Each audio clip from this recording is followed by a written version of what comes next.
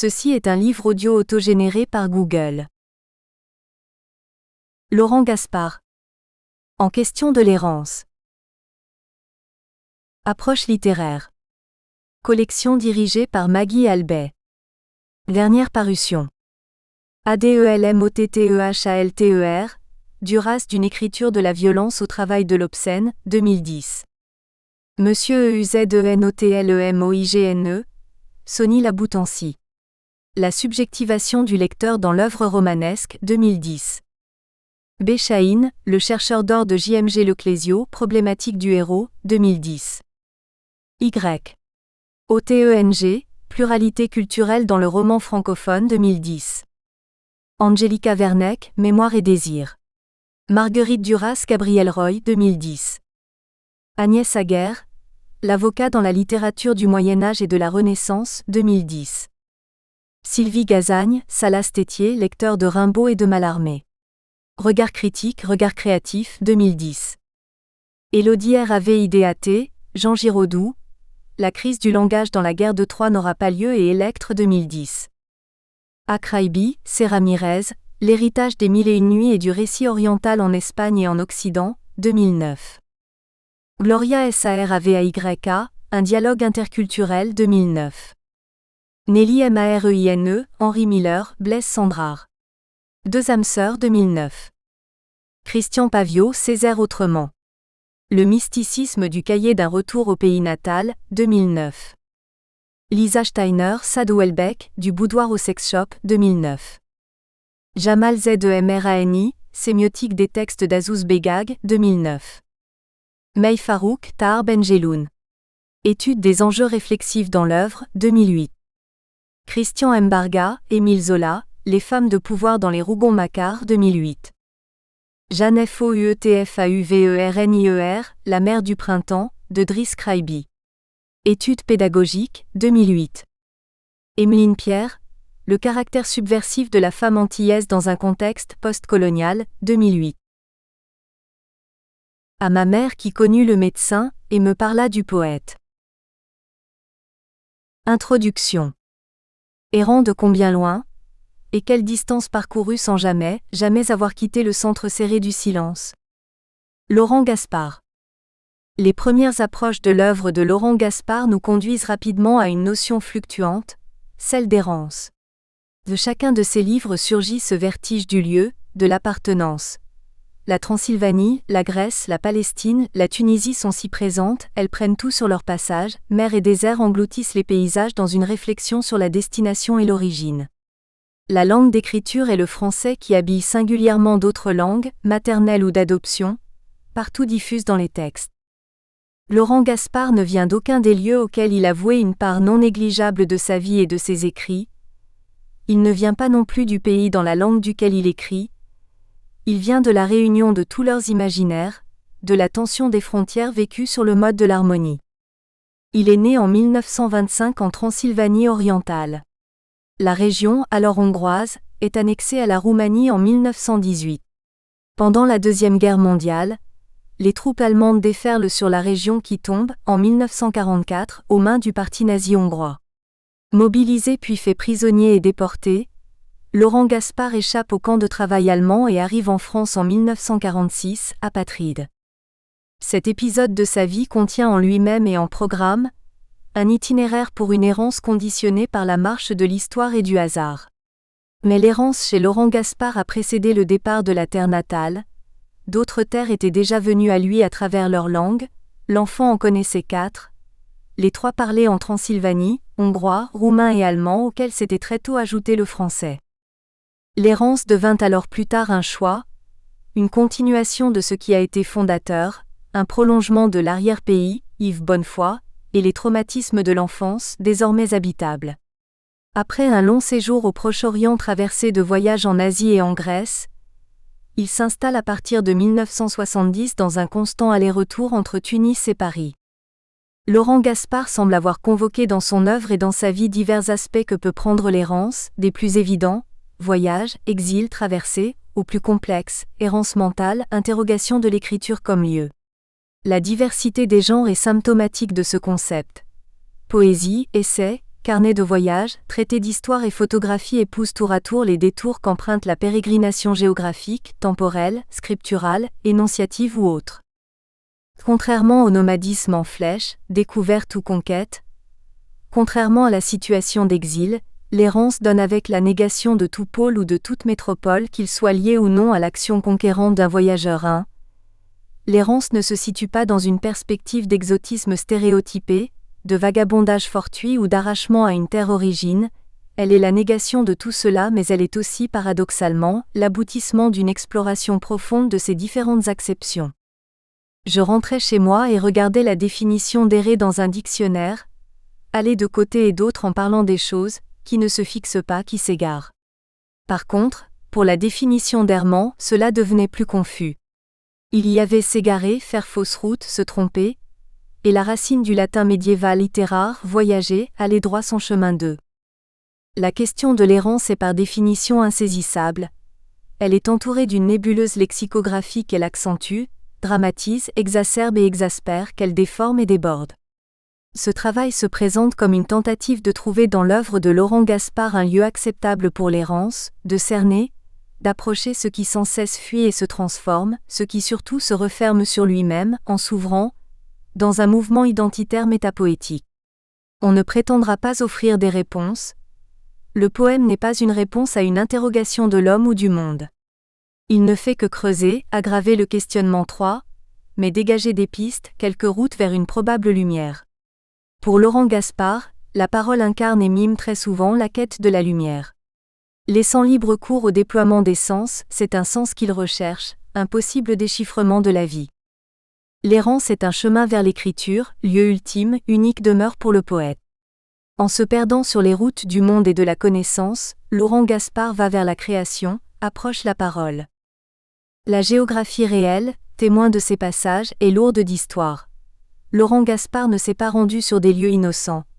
Les déserts de la Judée où se croise la perdition du peuple juif jadis, des Palestiniens aujourd'hui, est aussi lieu des révélations successives, territoire du Verbe. Désert où circulent les créatures de la marge, les nomades, les caravaniers, les fous. Il y a ensuite la mer, Égée en particulier et ses îles, qui ne semblent pas en rupture avec le désert. Elle est son symétrique, son envers, sa continuation. En Grèce, ce sont les pêcheurs qui furent les compagnons de route du poète, ces hommes sans cesse en quête de rive. Puis la Tunisie, dans un petit village habité, Sidi Bou Saïd, lieu de passage pour les peintres, les conteurs, les écrivains. Partout où il est allé, Laurent Gaspard a regardé le monde comme un lieu de marche continue, empruntant la voie des grands voyageurs, des moines, des marins, revisitant les mythes et les récits au sillage des poètes de l'exil qui, ayant perdu une terre, la recherchent inlassablement dans toutes les terres jusqu'à l'effacement de la terre, jusqu'à ce qu'elle se confonde avec le texte qui devient ainsi sol absolu. Entre ampleur et dépouillement, les textes de Laurent Gaspard accueillent d'autres textes dans une hospitalité de déshérité, créant un lieu où se côtoient plusieurs voix, plusieurs langues, depuis les présocratiques jusqu'aux néo-helléniques en passant par les poètes arabes anté-islamiques, réceptacle des paroles égarées dans les déserts, errantes depuis des millénaires, déplacées par les hasards et les délires de l'histoire et des histoires, menacées d'oubli, proliférant dans les marges. Laurent Gaspard recueille ce qui se groupe autour du centre serré du silence 4. L'itinéraire labyrinthique est la recherche d'une issue, d'un passage vers l'essentiel, vers une lumière, motif récurrent dans l'œuvre, solidaire d'une respiration qui accorde les principes d'une écriture qui réfléchit à elle-même et se réfléchit, qui sonde ses propres frontières, qui se construit sur l'errance, ce terrain vague propice à la fondation de ce qui n'est jamais clos, jamais définitif, jamais établi. L'errance semble bien se prêter à un langage singulier où la langue d'écriture et ses formes, après de longues transhumances, sont fécondées par des limons étrangers, et en garde certains accents et structures qui lui donnent un nouvel éclairage, la mettent en relief, et de manière prismatique, renvoient l'éclat à ses greffes. Plus qu'hybridité, il y a créolisation, Babel qui résonne. Le poète s'installe dans cette errance qui garantit enfin son statut, sa seule identité irrécusable de créateur. La dernière est définitive, l'absolu, l'uni. Les chemins de l'errance mènent à une construction de soi, d'une voix, d'un ethos. Attentive aux altérités qui la traversent, aux moindres manifestations de la vie, matérielle et immatérielle, elle tente à une universalité qui dans une même trame chante le monde et l'homme. Éloquente jusque dans ses expressions les plus simples, La parole de Laurent Gaspard est lyrique par la volonté de ne pas l'être en prenant les détours de la citation et la dissémination. Elle emprunte à différents discours le chemin du fragment, de l'éclat. Elle brouille la chronologie, bouscule les repères classiques d'un temps et d'un espace se diluant indéfiniment dans une autre expérience du quotidien, de l'urgence, de la survie. En Laurent Gaspard cohabitent ses loyaux adversaires, René Char, sans cesse confrontés à la souffrance des autres, à leur exclusion, leur égarement, et autour de laquelle est scellée leur réconciliation. Du geste du médecin qui répare, soigne, qui allie et rassemble, qui malgré les différences et les apparences voit l'invariant, le noyau irréfragable, au geste du poète qui écrit et réunit des paroles parsemées et éloignées mais si ressemblantes, se tisse le texte en réseau qui articule la voix du je veuf et endeuillé à la voix du tout. Tous les fils convergent vers un lieu, le seul habitable, architecture de la voûte, de la cavité, de l'origine, une seule construction. L'écriture qui parcourt le monde se perd sur les mers et dans les déserts, air pour se retrouver, air pour exister. La quête de l'écriture comme lieu sera constamment sous-jacente à notre lecture. Elle sera ce qui subsiste après l'épuisement de tous les lieux. L'errance est un sujet très délicat car il touche d'abord à un aspect existentiel de l'humain et qu'il est ensuite hautement romanesque. L'errance, écrit Guy Barthélemy, fait partie de ces questions qui ont pour elle l'évidence et contre elle une irritante indéfinition simple. Ce paradoxe est celui d'un mot dont il pourrait sembler qu'il est facile de justifier la convocation dans un discours critique, pour renvoyer à un champ sémantique assez vague rattaché à un déplacement dont l'ancrage spatio-temporel est plus ou moins déterminé, mais qui signale par là même l'errance comme ayant une impossibilité de définition. En termes linguistiques, l'insuffisance de ces sèmes définitionnels autorise un important élargissement de sa compréhension. Notre propos cherchera donc à éviter ce piège en élaborant des outils critiques, qui ne relèvent pas de la simple induction du reflet d'une idéologie non contrôlée, sans toutefois occulter le versant thématique de la question qui lui donne aussi sa richesse. Pour cela, il nous a semblé que le meilleur moyen le plus proche de la pensée de Gaspard était de tenir la question de l'errance au plus près de l'interrogation poétique. Il est si signifiant que l'errance soit, comme la poésie, si compliquée à définir. Aussi, dans notre étude, nous avons choisi de ne pas cloisonner l'analyse de l'œuvre en la cantonnant à une approche typologique. Poésie, réflexion critique ou carnet de voyage, Gaspard semble réunir des aspects d'écriture divergents en apparence pour qu'ils cristallisent autour d'un même noyau poétique. Ce que les poètes ont à dire de la poésie, c'est la poésie et rien d'autre. Si réponse il y a aux questions que pose l'existence du phénomène poétique, elle ne peut être que dans une sorte de négation dans les analyses et les explications 6. Écrit-il ou encore? La langue de poésie ne se laisse enfermer en aucune catégorie. Comprendre et ne pas comprendre, buter, briser, se perdre. Je veux assumer toutes les contradictions et les excès des 7. Il n'est pas étonnant dans cette perspective, de voir Laurent Gaspard mettre dans un seul recueil des poèmes, des partitions musicales, des dessins, des fragments de récits personnels ou historiques, etc. De la même manière, on ne séparera pas dans l'étude l'énoncé autobiographique de l'énoncé poétique et ceci non pour chercher ce qui dans la vie de l'auteur justifierait l'œuvre, mais pour voir comment il puise dans ses expériences, et la lecture en est une, ce qui donne à ses écrits leur littérarité, d'autant plus que le voyage, déclinaison primaire de l'errance, est au cœur de cet échange. C'est le propos viatique qui donne à l'œuvre son aspect le plus poétique. Il y a une vie et une parole nomades, qui mènent leur brièveté parmi les pierres, dans les failles, dans les ruptures du hasard, de la nécessité, comme une eau de la halte, l'énigme du continu. Un geste, une respiration, un goût d'absence à la fois connu et inconnu, une odeur d'espace 8.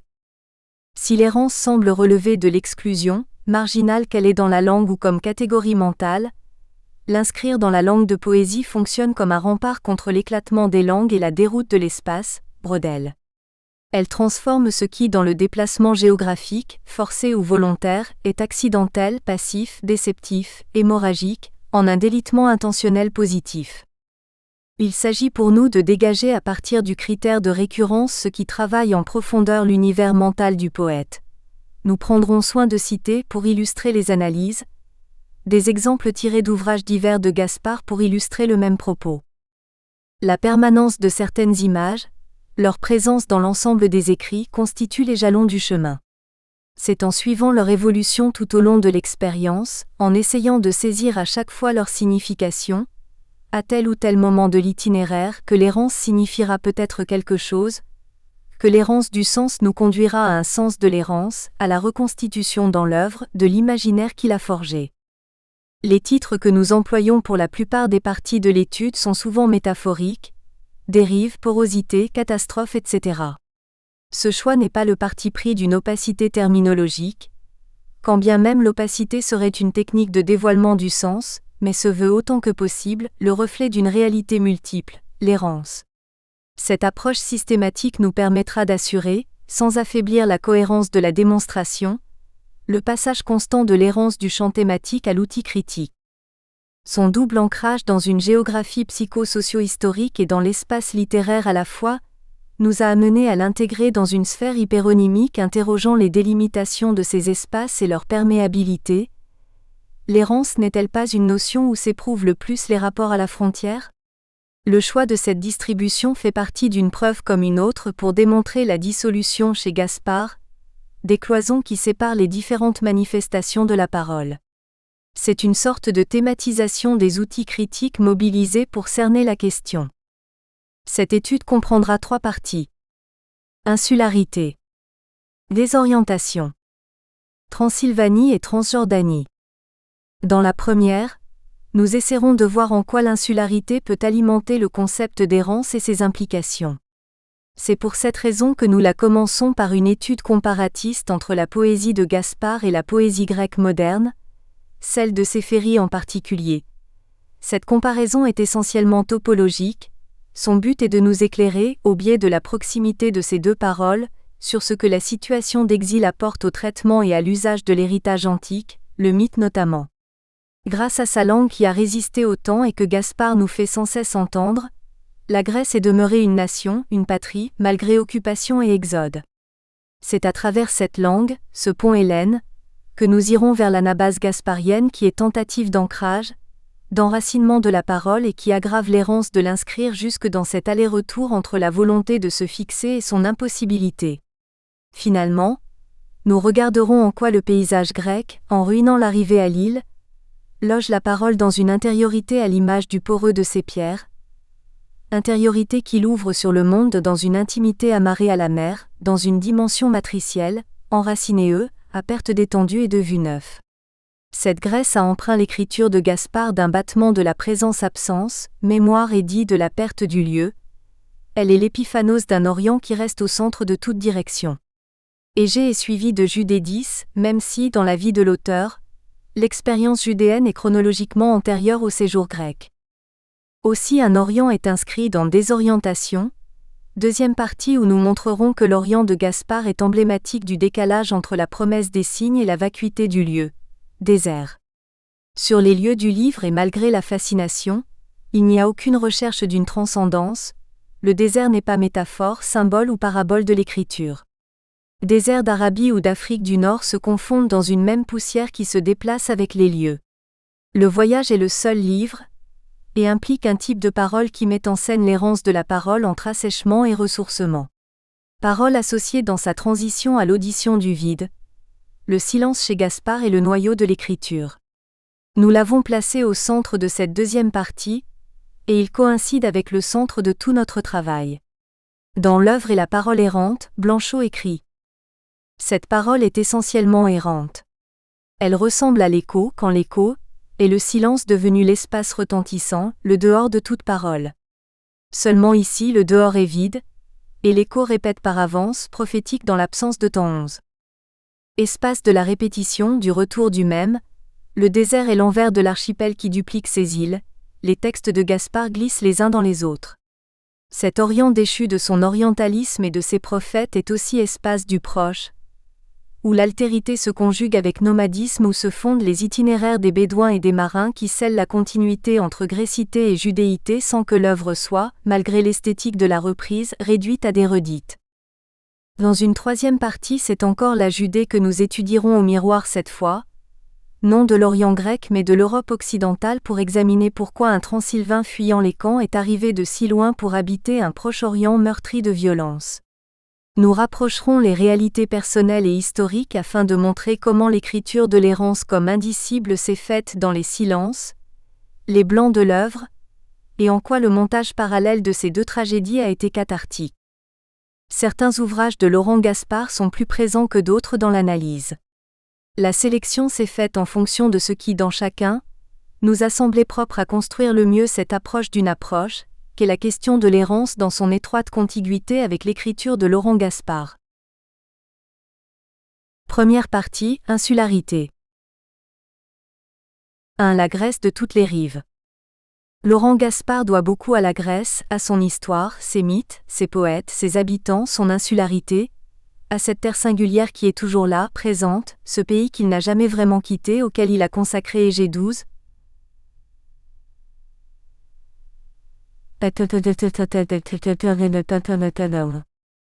Je cherche un pays innocent 16, disait le poète italien Giuseppe Ungaretti, et Laurent Gaspard semble avoir trouvé en Grèce une certaine stabilité, fragile certes, sans cesse menacée, reposant sur l'incarnation de toutes les terres qui à lui se dérobèrent. Il fut très proche de Georges Céphéri, un des plus grands poètes de la Grèce, prix Nobel de littérature en 1963. C'est à lui qu'est dédié Égée 17, ainsi qu'aux pêcheurs de Patmos qui hantent sa poésie. Laurent Gaspard est par ailleurs le traducteur de cette poésie, dont la langue se fait entendre littéralement ou étymologiquement à plusieurs reprises. Cette langue, le grec, est la plus vieille et la plus jeune de toutes 18, écrit Gaspard pour avoir voyagé depuis le grec ancien jusqu'au démotique, charriant au passage des accents et des voix. C'est cette Grèce quotidienne de 4000 ans 19 qui fascine Laurent Gaspard. La Grèce moderne ne peut charmer, par son image apocalyptique, que l'intellectuel indifférent aux tapages imposés par la technologie croissante vint. Nous verrons en quoi elle a alimenté l'imaginaire gasparien et comment elle se reflète dans ses textes. À l'errance et le vertige. 1. La poésie néo-hellénique, diaspora. Depuis l'Iliade et l'Odyssée, la poésie grecque est un récit d'errance et le poète grec contemporain, écrit Jacques Lacarrière, sera là, longtemps dans les batailles, dans les camps et dans les prisons, déporté parmi les déportés, assigné ici ou là à résidence ou exilé parmi les exilés, de l'intérieur comme de l'extérieur 21. Les deux poètes que Laurent Gaspard a traduits 22, Cavafi et Céphéri sont nés en terres étrangères. Céphéri naquit et grandit à Smyrne, en Asie mineure, sur un sol turc mais imprégné de culture grecque depuis 3000 ans. Quand la communauté grecque dut y abandonner sa patrie en 1924, Céphéri habitait Paris et se trouva ainsi définitivement coupé de sa terre natale.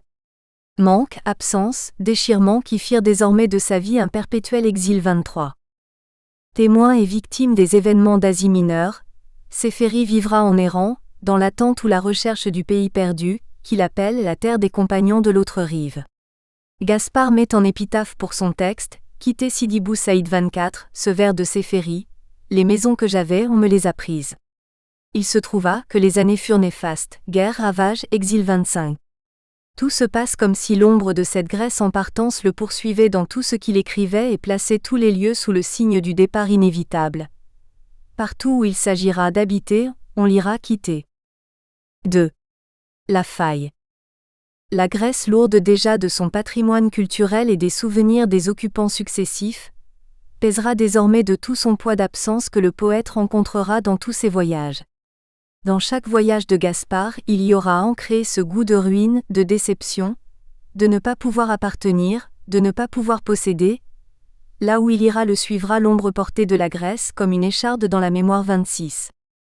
Gaspard ressemble à tous ces poètes dont les terres sont scindées, séparées par une faille historique et généalogique. Habiter la faille est le destin du poète qui, en écrivant, tentera de remédier à l'amnésie, de recomposer les traits des pays d'origine défigurés, amputés. Sa parole est le fruit de la scission, de ce qui est double, déplacé, menacé de perte.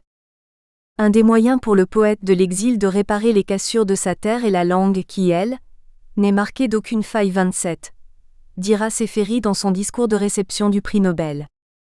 C'est la langue qui assure la continuité de l'héritage identitaire.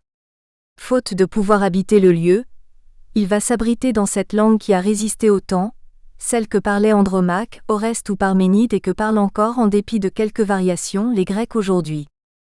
Laurent Gaspard incorpore à ses poèmes des vers d'Échille, d'Héraclite aussi bien que de Céphérie, ainsi que des mots des pêcheurs de la mer Égée, de ses voisins à Pathmos et d'anonymes passants ou passeurs rencontrés au hasard des marches et navigations. Quelqu'un te prend la bouche pour parler, et c'est la même soif au-dedans, à la même soif puisée 28 blanc. Le poète prête sa bouche, son élocution, à la langue de l'autre qui devient ainsi la sienne dans un geste d'union amoureuse, le baiser.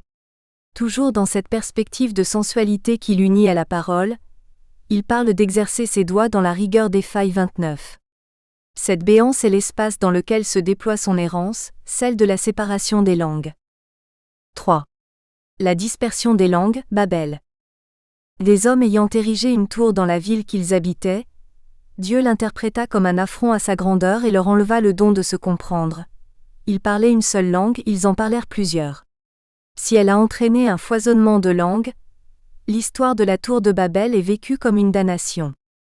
Il est inévitable chez Gaspard de ne pas déceler une analogie avec cet épisode biblique. La perte de sa première langue, le hongrois, est empreinte de nostalgie. De la faille affective qui le sépare de son pays d'enfance, comparable à une cassure de terrain, le filet d'eau d'une langue nostalgique s'infiltre dans le désert 30 et ébranle tout projet de construction. Ainsi le poème menace ruine comme nous le verrons dans d'autres parties. Les phrases glissent d'un texte à l'autre et sont remplies de vides typographiques, de trous que creuse la langue absente dans la langue de l'écriture, le français. À cette langue perdue, Gaspard s'adresse sur un ton de familiarité pathétique. Ma langue natale, comme tu sais te taire 31. Ce silence de la langue première parle dans les silences du poème, silence où s'effondre la tour de Babel. Silence infondé où s'avance encore une fois la parole fragile 32. Par ce fond infondé, entre par effraction l'eau d'une langue immémoriale, celle du langage poétique. Il se peut que l'eau claire d'une langue entre les mots d'un poème nous renvoie aux origines de toute langue ou de tout langage, domaine augural qui nous requiert comme un malaise inexpliqué 33. Ce thème d'une langue universelle et des langues multiples qui la manifestent mais aussi l'occulte et embrouille sa pureté, se trouve magistralement représenté dans la séquence mythique de la tour de Babel 34, écrit Kristeva. Suite à cet éclatement des langues, les hommes ont vécu dans le malentendu, dans la différence de leurs dires.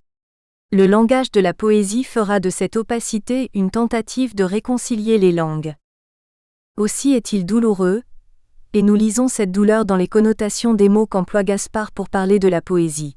Nostalgique, malaise, pour le poète de perdre sa langue maternelle qui est comparable à la perte d'une origine, d'un point de départ. Une seule langue au départ, juste et formidablement efficace, éclatée, éparpillée dans l'orgueilleuse aventure de Babel 35. Sa poésie devra, d'où le malaise, revenir à cette langue d'origine qui dans une seule langue, fait entendre toutes les autres langues.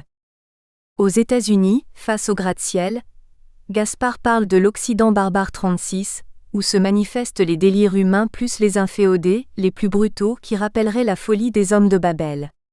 Et comme l'éclatement des langues, la sophistication des moyens technologiques cause le sentiment de délabrement 37.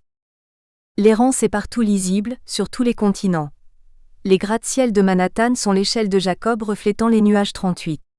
La tour est une menace permanente, et l'égarement, le sentiment de vague à l'âme, sont transmis par cette apposition. New York terrain vague 39. L'Odyssée de la Grèce contemporaine ne peut être comparée qu'à l'histoire du peuple d'Israël 40. Mais derrière la dispersion du peuple grec et du peuple juif sur laquelle nous reviendrons souvent dans ce travail et à laquelle Gaspard fait sans cesse allusion dans ses écrits, se cache surtout la dispersion d'une langue que le poète erre d'années pour retrouver semblable au Maran. Gaspard cite la Bible dans Histoire de la Palestine. Lève les yeux Jérusalem et regarde ceux qui arrivent du nord. Je vous disperserai donc comme une paille légère au souffle du désert, Gers 12, 20, 41.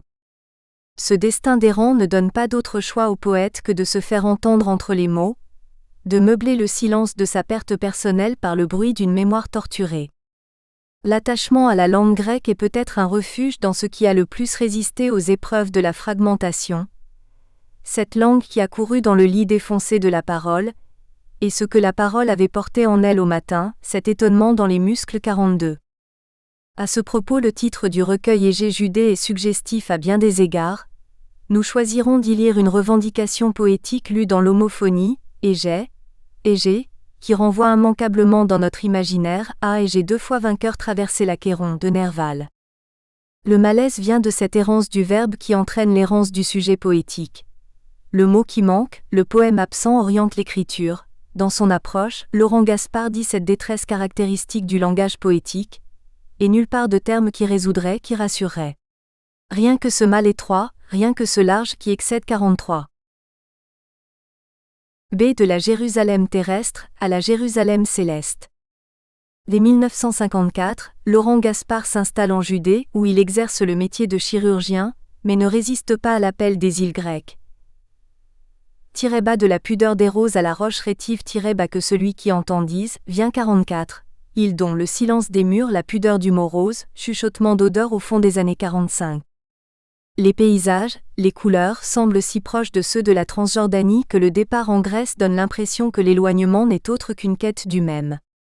Ainsi dans un poème d'Égée consacré aux carrières empoussiérées de Paros et Naxos, il y a ces vers, « Là arrête-toi. Ce lieu sec, ce désert.